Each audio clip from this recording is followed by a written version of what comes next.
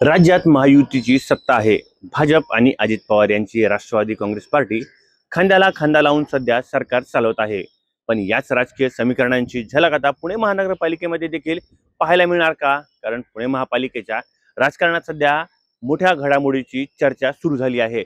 सूत्राकडून मिळालेल्या माहितीनुसार राष्ट्रवादी काँग्रेस पक्षाला महापालिकेतील सत्तेत सहभागी करून घेण्याचा प्रस्ताव सध्या तयार केला जात आहे. एवढंच नाही तर उपमहापौरपदी राष्ट्रवादीच्या वाट्याला यावे अशी मागणी या प्रस्तावात असल्याची माहिती समोर येत आहे.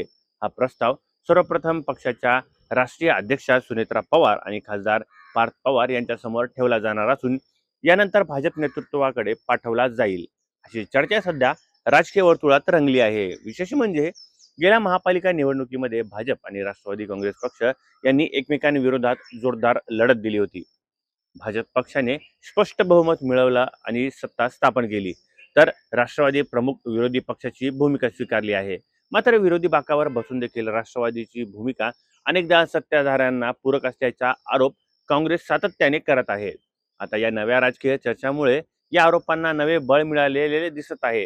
कारण आपण जर पाहिलं तर विरोधी पक्ष म्हणून काम करणारी राष्ट्रवादी काँग्रेस आता अधिकृतपणे सत्तेत सहभागी होणार का, हा प्रश्न सध्या चर्चेचा विषय ठरत आहे. या दरम्यान विरोधी पक्षाने म्हणजेच निलेश निकम यांनीही या शक्यतेला नकार दिलेला नाही. पक्ष आणि कार्यकर्त्यांच्या हितासाठी तसेच प्रलंबित जनतेची कामे मार्गी लावण्यासाठी पक्षश्रेष्ठींनी घेतलेल्या निर्णय तर आम्ही त्यांच्या सोबतच राहू अशी देखील त्यांनी यावेळी भूमिका मांडलेली आहे.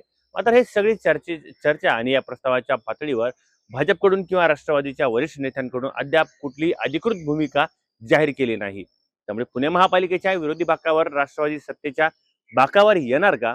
उपमहापौर पद राष्ट्रवादीच्या वाट्याला येणार का? आणि या नव्या समीकरणामुळे पुण्याच्या राजकारणात कोणते नवे बदल घडवणार, याकडे आता संपूर्ण पुणे शहराचं लक्ष लागलेलं आहे. थोडक्यातसाठी अमित मुंडे, पुणे. बातमी म्हणजे थोडक्यात.